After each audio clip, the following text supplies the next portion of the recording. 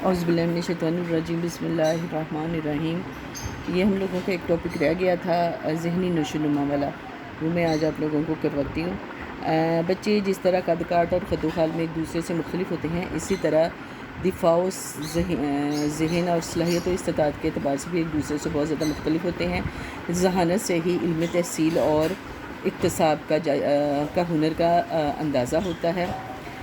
ذہانت سے ہی کسی فرد کی اس کے علم کا اور اس کی جتنا اس کے پاس ہنر ہے اس کا اندازہ ہوتا ہے۔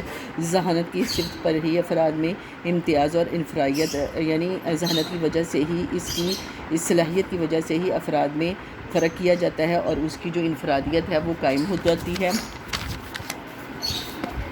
ذہانت کی بہت ساری تعریفیں مختلف ماہرین نے ذہان کی مختلف انداز میں تعریفیں کی ہیں۔ کراؤن کے نزدیک ذہانت ایک ایسی صفت ہے جو افراد کو نئے ماحول اور نئے حالات کے ساتھ مطابقت پیدا کرنے میں مدد دیتی ہے۔ نمبر 2، ذہانت ایک ایسی وصف ہے جس سے صحیح اور درست عمل کا اظہار ہوتا ہے۔ تھان ڈائک اور الفریڈ بین نے ذہنی ذہانت فطری استعداد، قوت حافظہ، منطقی غور و فکر اور قوت استدلال کا مجموعہ ہے۔ اور ڈاکٹر عبدالحی علوی کے مطابق ذہانت ایک ایسی فطری قابلیت، ذہنی استعداد ہے، ذاتی استعداد ہے کہ جس سے کوئی شخص اپنی زندگی کے دوران نئی چیزیں سیکھنے، نئے ماحول سے مطابقت پیدا کرنے اور نئی صورتحال سے مقابلہ کرنے کی صلاحیت حاصل کرتا ہے۔ اسی طرح ڈاکٹر عبدالرؤف کے مطابق ذہانت ایک ایسی فطری قابلیت اور ذاتی استعداد ہے کہ جس کی مدد سے انسان اپنے فکر و عمل کو ترقی دیتا ہے، اپنے کردار کو ماحول کے حسب حال بدلتا ہے، ماضی کے مشاہدوں اور تجربوں سے حال میں فائدہ اٹھاتا ہے اور کامیاب اور متوازن زندگی بسر کرنے کے لیے جد و جہد کرنے کے قابل ہو جاتا ہے۔ ذہانت کی نشو و نما کا عمل ایک وحدت میں فطری طور پر رواں، یعنی ایک متحد ہو کر فطری طور پر رواں دواں ہوتا ہے، جو 19 اور 20 سال کی عمر تک جاری اور ساری رہتا ہے۔ اس کے بعد فرد کے تجربات میں اضافہ ہوتا ہے اور انسان کی جسمانی نشو و نما میں اختلاف پایا جاتا ہے اور تنوع ہوتا ہے، ورائٹی موجود ہوتا ہے۔ اسی طرح ان ذہنی نشو و نما میں اختلاف اور تنوع پایا جاتا ہے۔ بچے اپنی عمر کے مختلف ادوار میں مختلف ذہنی معیاروں کا اظہار کرتے ہیں۔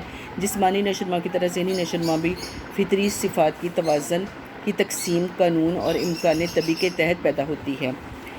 طبی امکان ہوتا ہے، قدرتی رجحان کہا جا سکتا ہے، یعنی اوسط درجے کے جسمانی اور ذہنی افراد کی تعداد ہمیشہ زیادہ ہوتی ہے، جبکہ اوسط سے اوپر اور اوسط سے نیچے کی افراد کی تعداد بہت زیادہ کم ہوتی ہے، یعنی ایوریج ذہانت والے بچے کی تعداد زیادہ ہوتی ہے، جبکہ کم ذہانت والے اور بہت زیادہ ذہانت والے بچے جو ہیں وہ ان کی تعداد بہت تھوڑی ہوتی ہے۔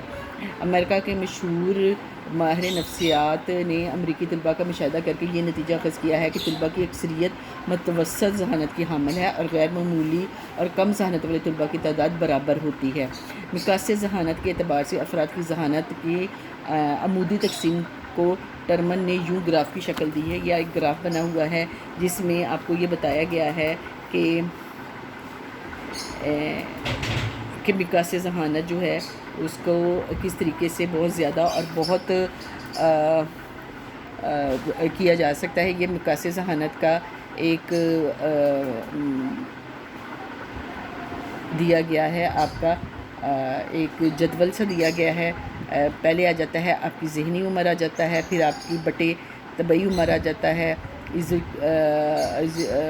ملٹیپلائی 100 آ جاتا ہے۔ اس طریقے سے ہم ذہنی عمر کا اندازہ لگا سکتے ہیں کہ ایک فرد میں کتنی ذہانت پائی جاتی ہے، لیکن عموماً یہی دیکھنے میں آیا ہے کہ متوسط ذہانت والے افراد جو ہیں ان کی تعداد زیادہ ہوتی ہے، اور جبکہ بہت زیادہ ذہین اور بہت زیادہ کنذہن بچوں کی تعداد بہت زیادہ کم ہوتی ہے۔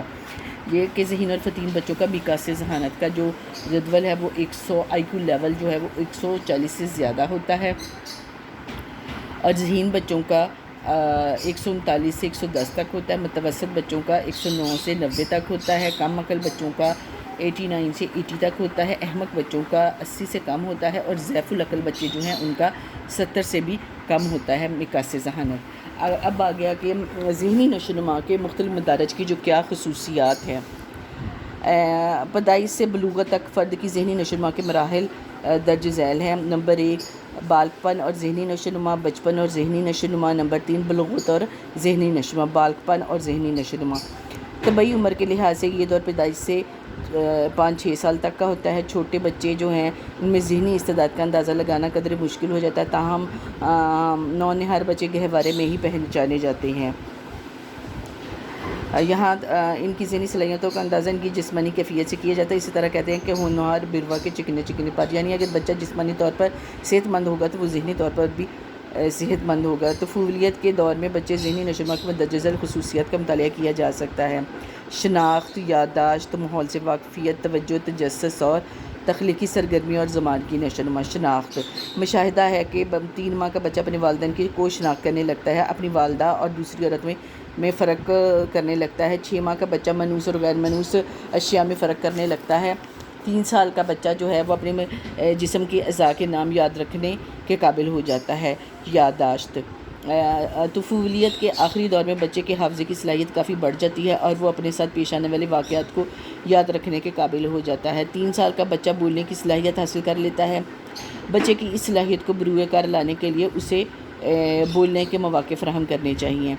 ماحول سے واقفیت، اس دور میں بچہ اپنے ماحول سے واقفیت پیدا کر لیتا ہے. اسے گھر کے افراد اور روزمرہ استعمال کی چیزوں کے نام یاد ہو جاتے ہیں. نزدیک اور دور رنگوں اور میں پہچان کرنے لگ پڑتا ہے اور اس سے بھی بچے کی ذہانت کا اندازہ لگایا جا سکتا ہے. توجہ، پیدائش کے چند ماہ بعد ہی ماحول کی اشیاء توجہ کا مرکز بننے لگتی ہیں. اس دور میں بچہ زیادہ تر دیر تک توجہ مرکوز نہیں رکھ سکتا، تاہم چمکدار چیزوں اور آواز دینے والے کھلونوں کی طرف توجہ دینا شروع کر دیتا ہے. والدین اور بہن بھائیوں سے مانوس ہو جاتا ہے، ان کی حرکاتوں، سکنات اور آوازوں کی طرف توجہ دینے لگتا ہے. 3-4 سال کی عمر میں اپنے ساتھیوں سے بات چیت اور کھیل کود میں شریک ہونے لگتا ہے. تجسس، اس دور میں بچہ تجسس اور تحقیق کا اظہار کرنے لگتا ہے.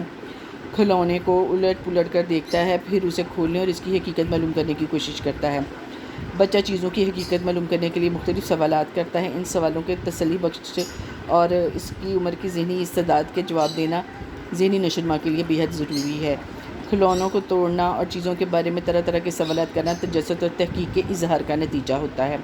تخلیقی سرگرمیاں، اس دور میں بچے مختلف تخلیقی سرگرمیوں کا آغاز کرتے ہیں. وہ تصویریں بنانا، کاغذ کی کشتیاں، جہاز بنانا، ساتھیوں کے ساتھ مل کر اور ریت کے گھروندے بنانا وغیرہ تخلیقی سرگرمیوں میں مصروف عمل دکھائی دیتے ہیں. ان میں تخلیقی سرگرمیوں سے ان کے فطری رجحان، طبعی میلان کا بھی اندازہ لگایا جا سکتا ہے. زبان کی نشوونما، بچوں میں بولنے کی استعداد بھی مختلف ہوتی ہے. بچہ تقریباً 11 ماہ کی عمر میں پہلا لفظ بولتا ہے اور وہ امی ابو کی صورت میں ہوتا ہے. بچوں کی بولنے کی ای سے اس کا بولنے کا آغاز ہوتا ہے اور پھر چھوٹے چھوٹے لفظ اماں، ابا، امی، نانی، چھوٹے چھوٹے لفظ بولنا شروع کر دیتا ہے اور پھر وہی لفظ جو ہیں وہ فکروں کی صورت اختیار کر لیتے ہیں.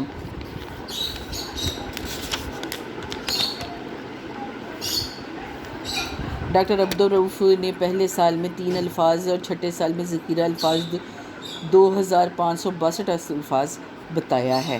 یہ بھی انڈر لائن کر لیں آپ. یہ ہو گیا بالغپن اور ذہنی نشوونما. یہ پہلے والا جو ہے یہ ڈیفینیشنز جو ہیں یہ آپ نے 5 کی 5 یاد کرنی ہیں. اور وکاس ذہانت کا یہ جو جدول بتایا گیا ہے یا جدول بتایا گیا ہے یہ ایک ذہنی آزمائش ہے. یہ آپ جب آئیں گے تو میں آپ کو وائٹ بورڈ یا بلیک بورڈ کے اوپر سمجھا دوں گی. اس کو اس طریقے سے سمجھانا ذرا مشکل ہے، ٹھیک ہے. آپ لوگوں نے ڈیفینیشن 5 یاد کرنی ہے اور اس کے بعد یہ والا یاد کر لیں. ساتھ ہی ذہنی نشوونما کے مختلف مدارج کی خصوصیات. ابھی ہم نے صرف بالغپن اور ذہنی نشوونما پڑھا ہے، تو آج کے لیے اتنا ہی صحیح ہے. کل انشاءاللہ میں یہ ختم کرنے کی کوشش کروں گی. اللہ حافظ.